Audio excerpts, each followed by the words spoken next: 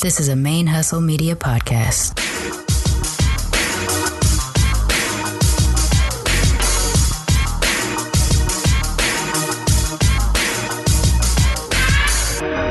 Hello and welcome to the show. My name is Jackie O and you're listening to Militantly Mixed. Yo, this is Rashani from the Single Simulcast. And when I'm not making you laugh or making up parody songs, I'm kicking back, listening to Militantly Mixed.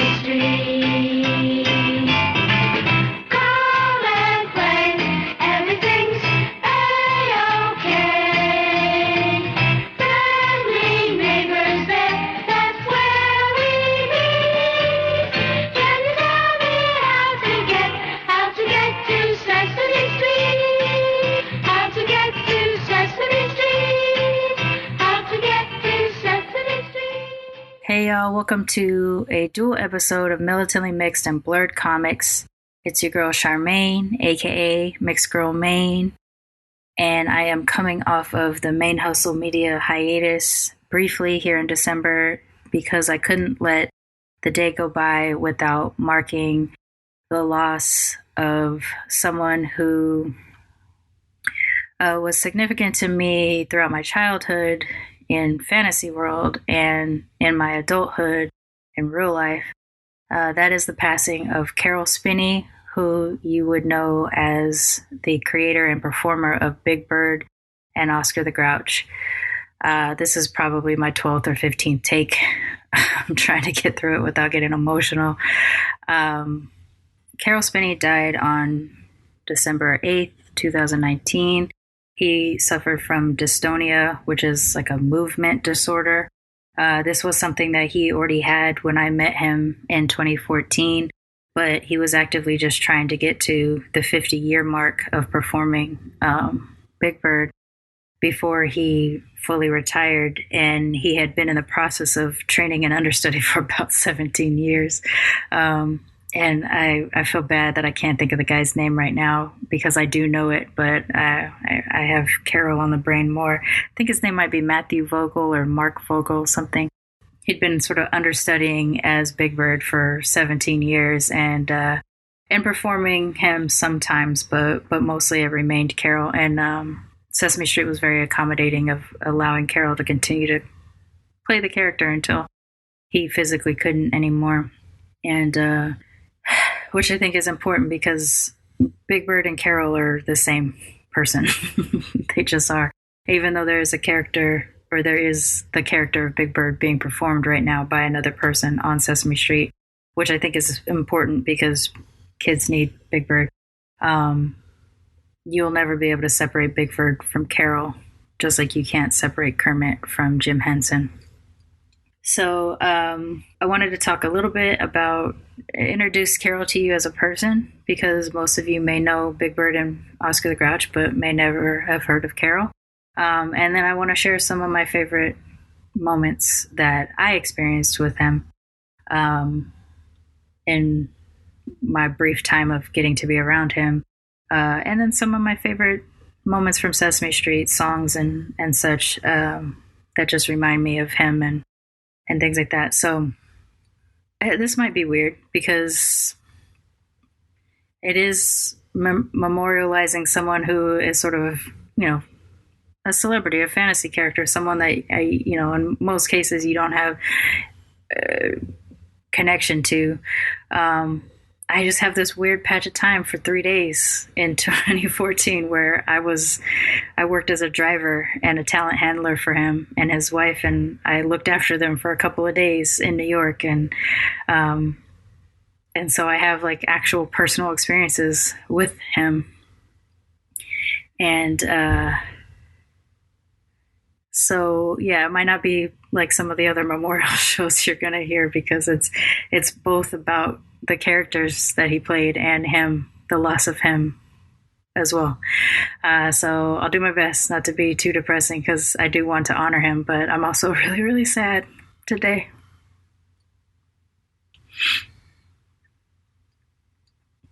Because it does feel like losing a friend, like a lifelong friend, even though I only knew him in real life for 3 days.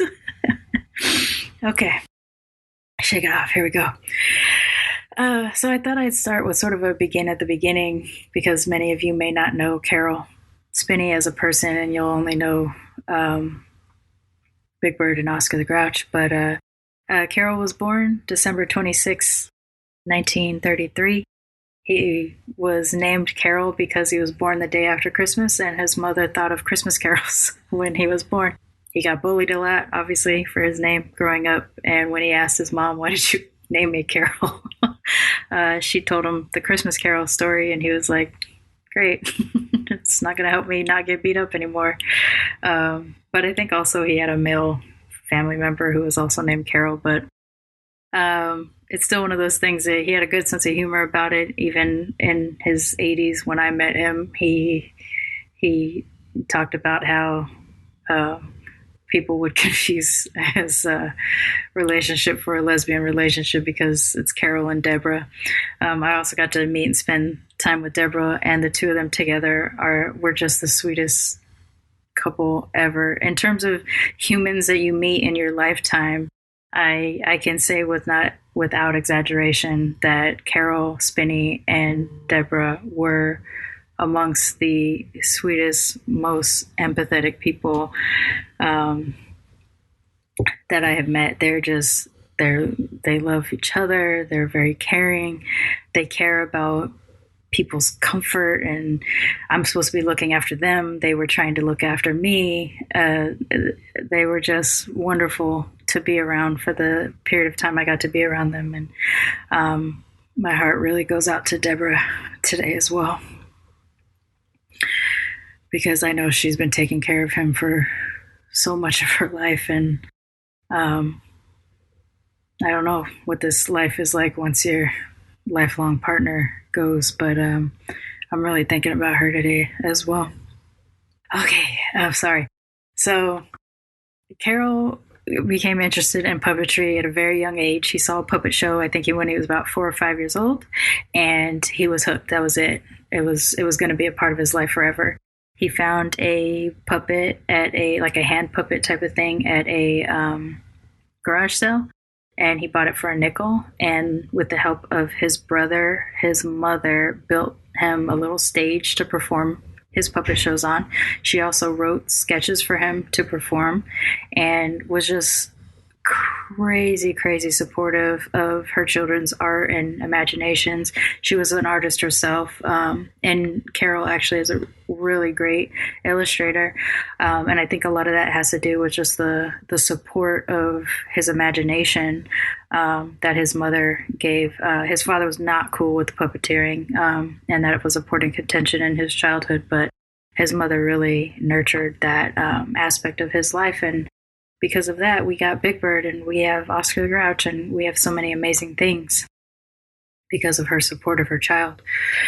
So flash forward to him as an adult. He was in the military. I believe it was the Navy, but I'm a little fuzzy on that now at the moment. And when he got out of the Navy and he was looking for a job, he ended up doing some puppeteer work, and he also was one of the early children's programming educators, because only like 6 or 7 years after TV was even like available, he had a TV show. He had a children's programming educational show in Massachusetts, and he was performing puppetry at a puppetry festival, and that's how he met Jim Henson.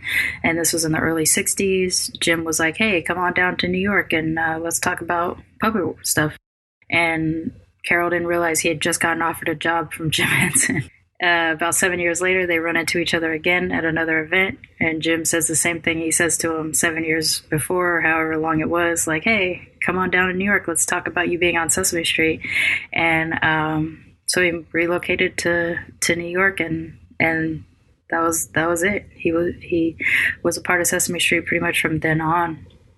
There was a period of time when he had suffered some depression and difficulties, and he kind of hated New York for a period of time, and he was ready to quit it all. But he was convinced to stick around and to sleep on it and keep trying, and he ended up sticking it out, and I'm so glad that he did because of all the things that he's given me as a child. Big Bird, when he creates Big Bird, initially the character wasn't the childlike bird that we're all familiar with. It was more of kind of an awkward sort of adult man bird. But he wasn't happy really performing it, and it took him a little bit, but he kind of realized, Big Bird should be a child. He should be curious about the world that he's growing up in and getting the support of his neighborhood to kind of raise him. And ever since he was able to get that chance to sort of reimagine Big Bird has been the character that we've all pretty much grown up on ever since, and that he performed for 50 years of his life. Big Bird is perpetually 6 years old, and which is a brilliant move because through the programming of Sesame Street, we all learned lessons at his pace.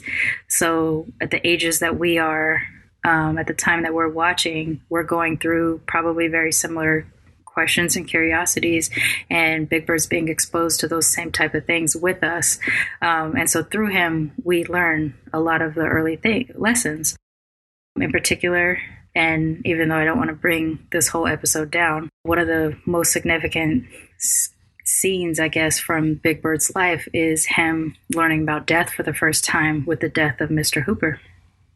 And I kind of wrestled with whether I would share the clip because it is something that you can just Google if you want. But I do want to share it a bit because it speaks to a little bit of how we're probably feeling now with the loss of Big Bird. So I'm going to go ahead and share that here. Look, I'm telling you, she's a great candidate. She says she's against big spending, big business, and inflation. She says when she gets grants and the space program. Hey, sounds great. What's her name? Alice in Wonderland. Hey, it's time for your presents. Presents? Yeah. Presents? Well, I just drew pictures of all of my grown-up friends on Sesame Street, and I'm going to give them to you. I'm going to be an artist when I grow up. Great. Good, too. Oh, look at this. Look at me. That's you, Louise. Got to be me. There's Susan. Yeah, you're always smiling, Susan. Thanks a lot, Big Bird. How's that? That looks That good. looks like you.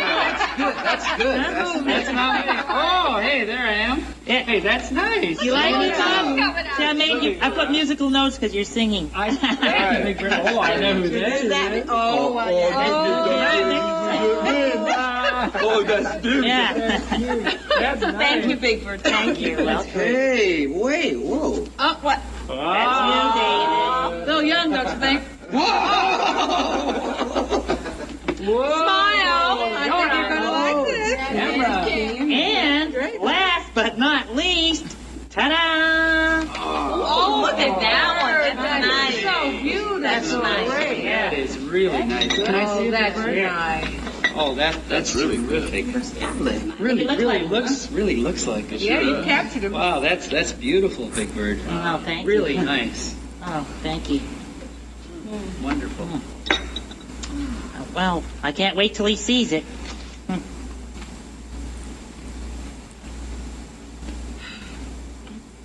Say, where is he?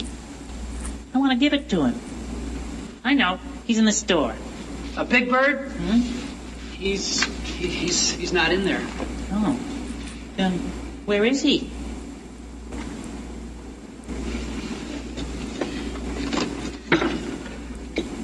Big Bird, don't you remember we told you Mr. Hooper died? He's dead. Oh, yeah, I remember. Well, I'll give it to him when he comes back. Big Bird, Mr. Hooper's not coming back. Why not? Big Bird, when people die, They don't come back. Ever? No, never. Why not? Well, Big Bird, they're dead. They can't come back. Well, he's gonna come back. Why, who's gonna take care of the store? And who's gonna make my birds eat milkshakes and tell me stories? Big Bird, I'm going to take care of the store. Mr. Hooper, he left it to me. And I'll make you your milkshakes and we'll all tell you stories and we'll make sure you're okay. Sure, we'll look after you. Oh.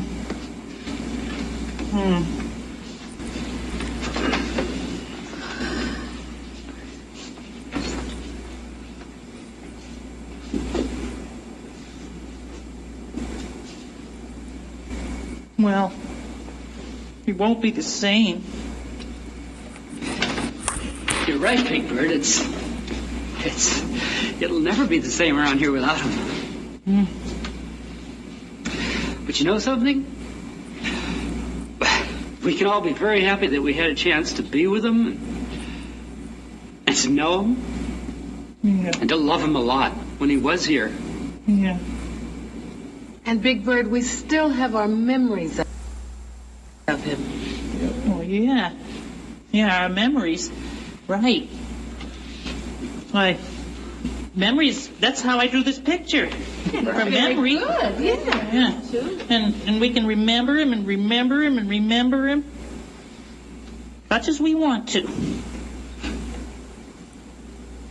But I don't like it.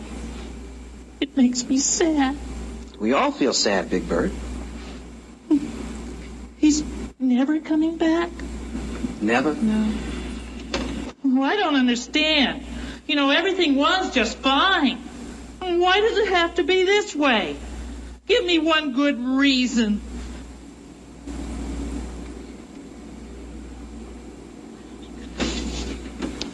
Big Bird, it has to be this way because. Just because? Just because. Oh.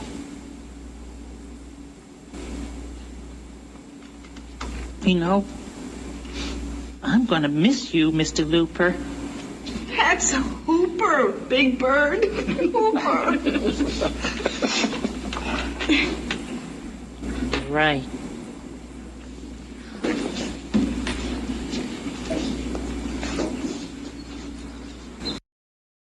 So in this scene, Big Bird draws pictures of all his adult friends, his human friends. And the last picture he shows everybody is the picture of Mr. Hooper.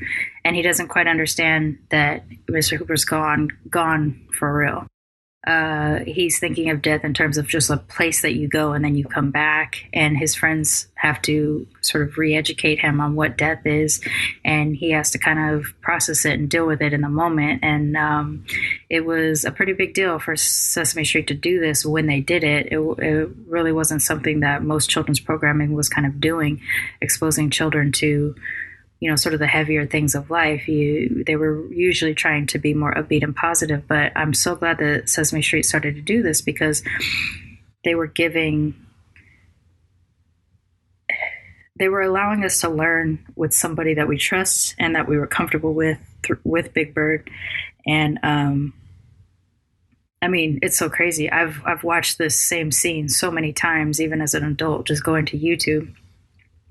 And when I learned the news about Caroll last night, and I don't know if this is a morbid thing to have done, but the first thing I did after my initial set of bawling my eyes out was to go online to watch the Goodbye Mr. Hooper scene.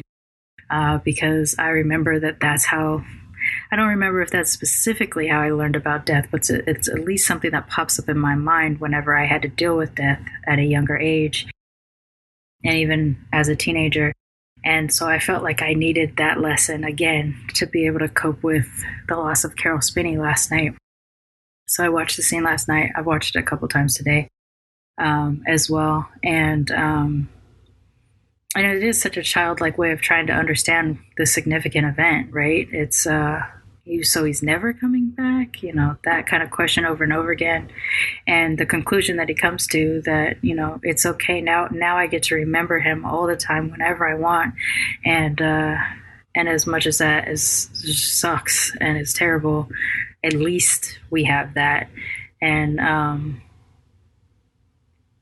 it's just something that occurred to me last night, that I would need a lesson taught to me from Big Bird to be able to cope with the loss of Caroll right now. So I did want to share that for that reason. I guess on a more upbeat note, I was trying to figure out what would be like the most Big Birdie song of all the things that he's sang over the last 50 years. The odd thing is in my personal interactions with Caroll Spinney, the songs that he sang when we were together were Kermit songs, because we talked a lot about Jim and his relationship to Jim, and he sang my favorite song, which is Rainbow Connection, which is a Kermit song. But he told me the story about how Rainbow Connection came to be, and he sang this song when he was telling me about how everybody was trying to figure out who was going to voice Kermit after Jim Henson died, and so he was sort of using Rainbow Connection to practice his Kermit voice, and he ended up singing Rainbow Connection in my car, and I became very emotional hearing him sing it, watching him sing it in Kermit's voice too. Although you could still hear Caroll, you can hear Caroll in most of his voices, but I ended up singing it along with him with like full-on allergies in my eyes because it is one of my favorite songs. Actually, Rainbow Connection is a song that I play for myself. It's one of the few purchases I've actually made on iTunes. I play for myself to remind me to like keep pushing for a goal, or if I've achieved a goal. And that is something that, I've always loved the song as long as I've known it from childhood. But as an adult, I used to work for a company, an agricultural company, and the owner would play Rainbow Connection over the loudspeaker whenever we accomplished a milestone, getting a patent approved, or, you know, fixing a formula or something like that. If it was a major milestone for the company, she would pump that through the overhead speakers. And so that's something that I've kind of adopted in my regular life too. When I accomplish a goal, or when I feel like I need a little bit of reminder that dreams are the way you get to a goal, the start of getting to a goal, I do play that song. So I was going to play it, but this is more about Caroll than Kermit or Jim. But a bulk of a lot of my interactions with Caroll in real life was talking about Jim, which is why I brought it up. But in thinking about Big Bird songs, I was trying to figure out what would be the most Big Birdiest song. And I don't know if this is accurate, but it is the one that kind of pops up in my head a lot.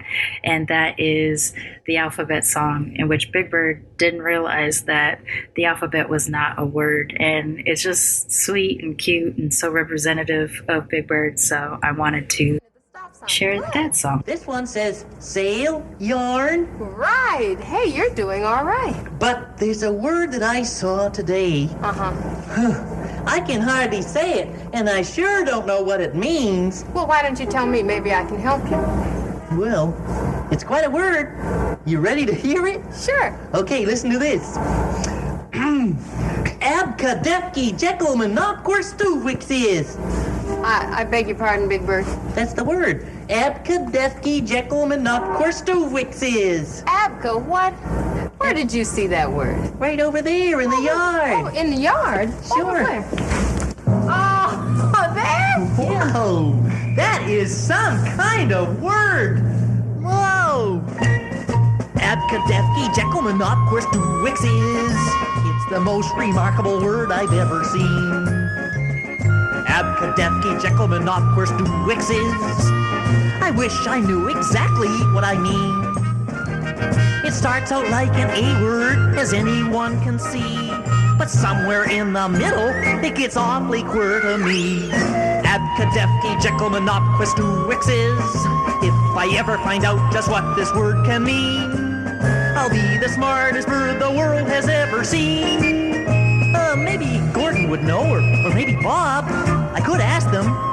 Then again, it might be kind of an elephant, or a funny kind of kazoo, or a strange exotic turtle that you never see in a zoo. It might be a kind of doggy, or a particular shade of blue, or maybe a pretty flower. Nah, not with a name like that. Abcadefki, Jekyll, Monopquist, It's the most remarkable word I've ever seen. Abcadefki, Jekyll, Monopquist, I sure wish I knew exactly what I mean.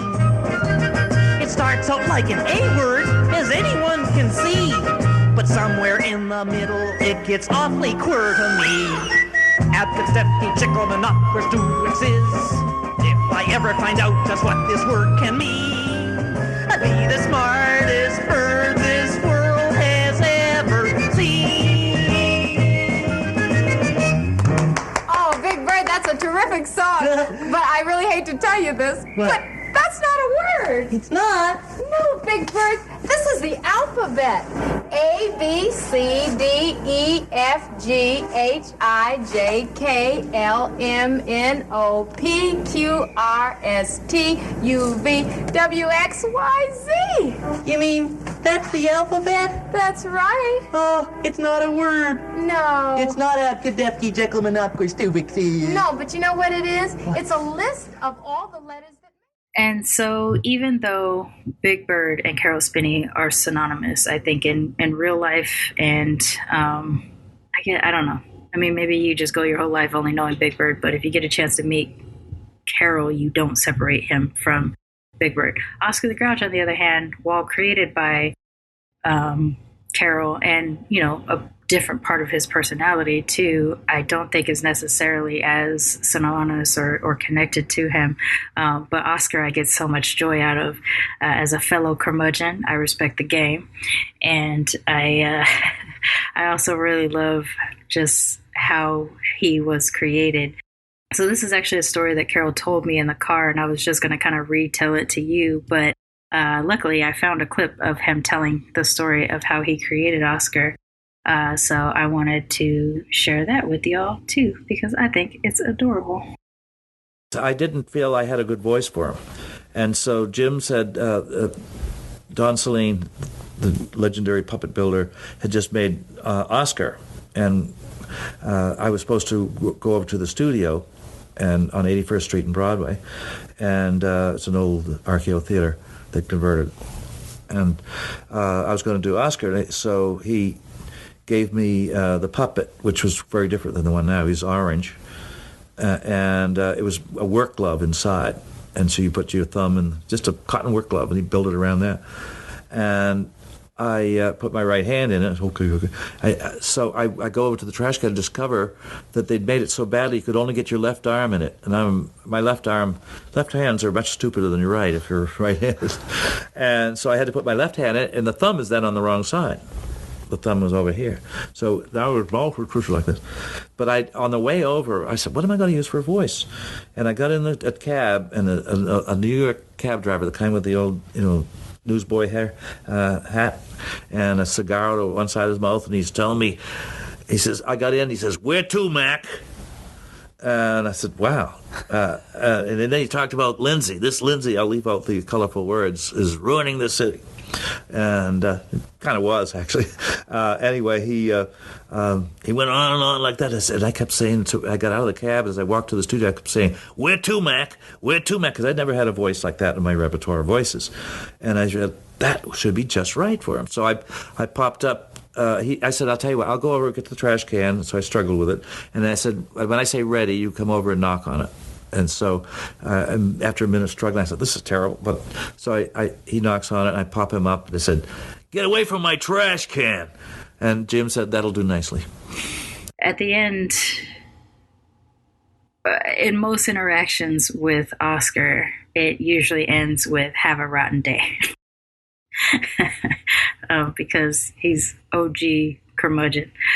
And after a whole 3 days of being a handler for Caroll and Debra, when I was returning them home to their home in Connecticut before heading myself back to Massachusetts, I was, said our goodbyes, whatever, hugs. And as I'm getting into the car, Caroll and Debra are standing on the porch, and he yells out in Oscar the Grouch's voice to not drive safe and to have a rotten day.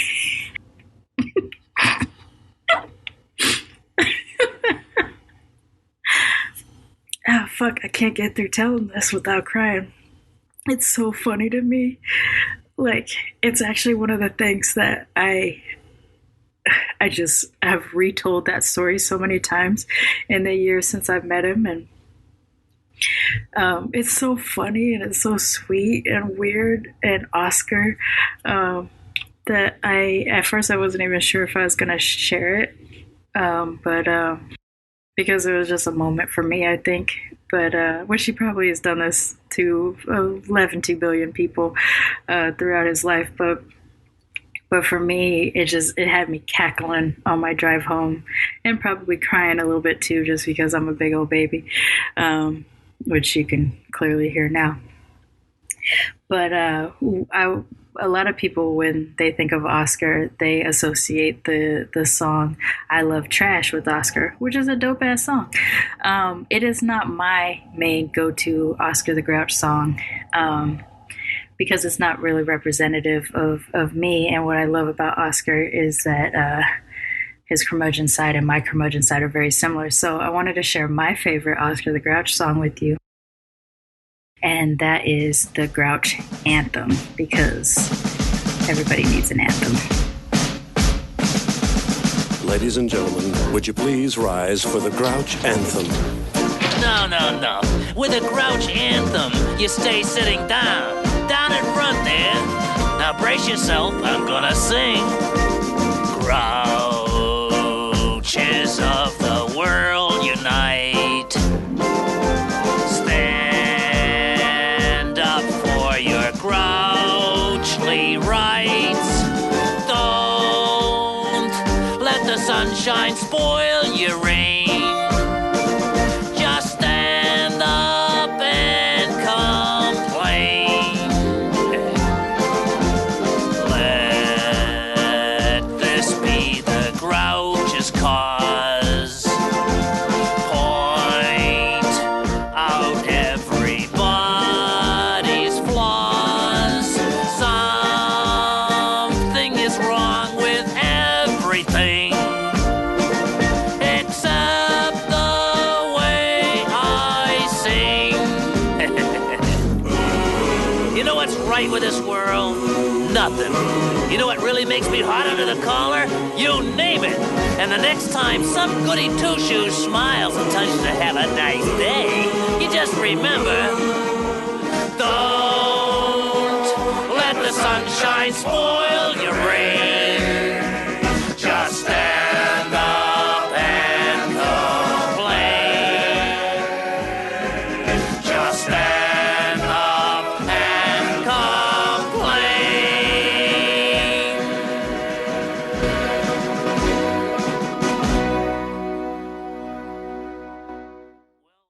There are just these moments in your life where you encounter people, even if it's briefly, and they have a significant impact on your life. I think probably anybody who ever meets Caroll Spinney would probably feel the same way, that it can't not be a significant event in your life to meet Caroll Spinney. Especially if you grew up, if you grew up on Sesame Street, if you loved any aspect of Sesame Street. I didn't just love Sesame Street though. I continue to love Sesame Street even as an adult. Big Bird and Oscar the Grouch and Ernie are my 3 favorite characters. And knowing that, 2 of those characters were created by Caroll, it was easy for me to sort of attach to him. And I wasn't one of those people who were just I love Big Bird, I love Oscar. I found out who was Big Bird and Oscar when I was a preteen. So I've always been aware of Caroll Spinney as a person in the same way that I was aware of Jim Henson. It was important to find out who was the person responsible for Big Bird to me when I was younger. And I found out, and this was before internet, children. I didn't have internet till I was 21. So I found out when I was like 12 or 13 who Caroll Spinney was. And let me tell you, to get a chance to meet somebody when you're like in your late 30s that you've been kind of obsessed with since your childhood, that's kind of a big deal. So getting a chance to meet him, I was very excited. How I got the gig. At the time, I had just wrapped up doing a couple of productions for a very notable cooking competition program, and a really reckless Lifetime program about reincarnation. And I was kind of done for a period of time. I was like, I don't know if I'm going to find anything else or whatever. It's just like, I need something more steady. So I went back to regular work, I guess. And I was working at this place as an executive assistant. And I get a call from a friend who had just moved out to LA and was working for Jim Henson Perfect Sense. And they called me and they're like, I got a weird request, but would you be at all interested in driving Big Bird around for a couple of days in New York? I was so excited and had so much adrenaline in getting that offer. I was like, I will quit my job right the fuck now. And they were like, don't quit your job. It's only for 3 days. And I was like, I will fucking quit my job if it gives me a chance to meet Big Bird. What I think I actually ended up doing, and I don't clearly remember, is I think I implied I had an emergency and that I needed 3 days off right away or I would need to quit. And I don't remember what the emergency was that I implied, but I was like, I got to do this. I'll come back on Monday or Tuesday or whatever, I promise, but like, I got to do this shit. And so I took the time off. I took my vacation days and I drove from Massachusetts to Connecticut to pick up Big Bird, basically. Pick up Caroll and Debra and drive them from Connecticut to New York and then drive them around New York wherever they needed to go, take them to set, and then take them back home to Connecticut when we were done. And so, yeah, I jumped at the chance for that, and it didn't matter that I already had a full-time job or whatever. I think I used all of the money that I made that week, those 3 days. I keep saying weekend, but it's just because it was 3 days. I think I used all that money to frame what you see in the episode art is an autographed print of a painting that Caroll Spinney did of Big Bird and Oscar the Grouch in a treehouse. It's an adorable print and I absolutely love it. He gave me a copy of the print and I had it framed and it hangs at my entryway in any house that I've lived in since I got it. So it's literally the last thing I look at before I leave my apartment or the first thing I look at when I come in. And it has been that way for the last 5 years. Yeah, I think I used all the money that I made on that job just to get that thing framed because I didn't want to ruin it. I kept it really protected. I was really excited about it. And to this day, it is one of my favorite little bits of artwork in my house. It doesn't match anything else that I have. And it always makes people ask, why do you have Big Bird and Oscar the Grouch on your wall? And then I get to talk about Caroll. So it's dope. But when you drive up to the house, you can see that Big Bird lives there. Basically, you can feel Big Bird's presence wherever you're at there, and you can feel it when you're just sitting with Caroll as well. I was gonna share a few more clips and a couple of things, but I think I'm starting to feel like I think on this being the 15th or 12th or whatever take, I'm starting to purge some of the really, really sad feelings and just kind of thinking about the happier ones. So I kind of want to ride that a little bit and wrap this up.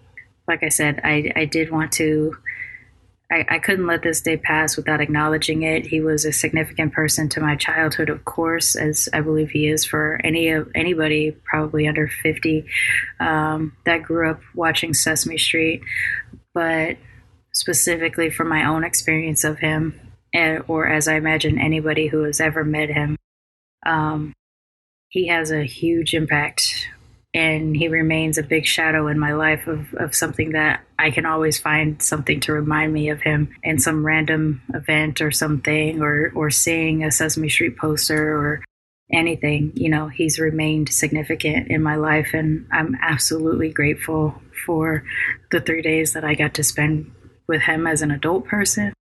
I'm absolutely grateful for the 40 years of entertainment and education that he's given me through his characters. And even though I hadn't gotten to see him again, I have gotten messages from him through someone who I knew and he knew, saw each other at an event. Him and his wife would send me a hello and things like that. So, they're just the most sweetest people ever. And I just knowing that Caroll's not out there anymore.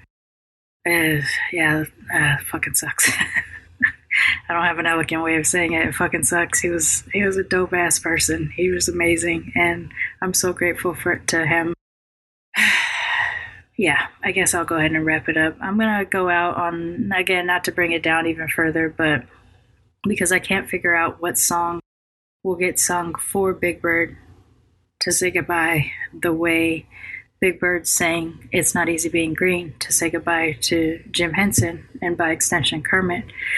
I've decided to just play this Big Bird singing It's Not Easy Being Green at Jim Henson's funeral. And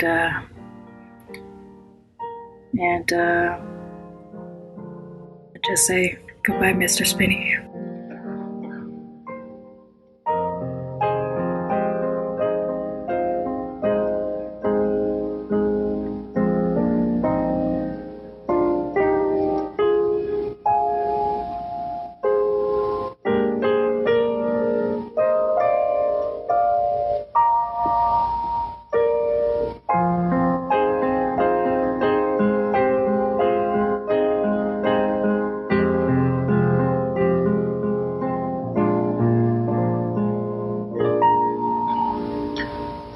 It's not that easy being green, having to spend the day the color of the leaves, when I think it could be nicer being red or yellow or gold or something much more colorful like that.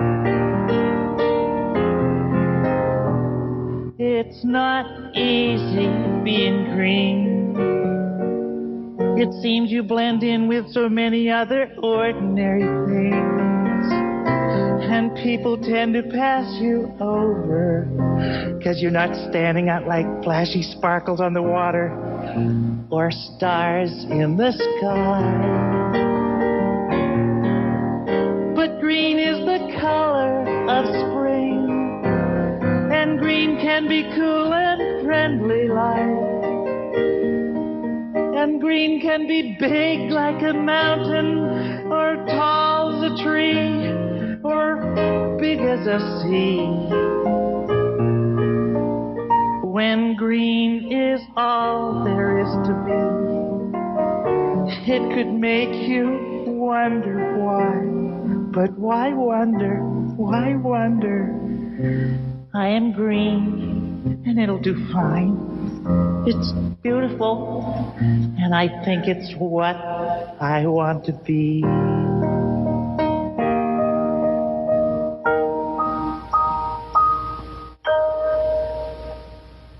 Thank you, Kermit.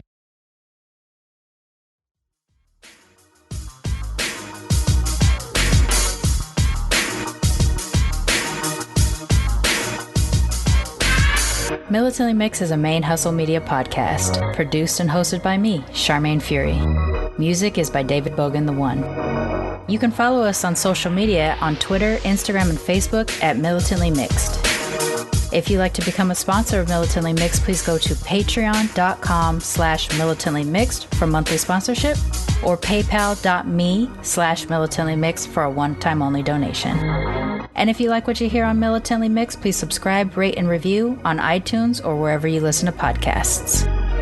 And don't forget to be your mixed-ass self. ManeHustle Media. Turn your side hustle into your main hustle.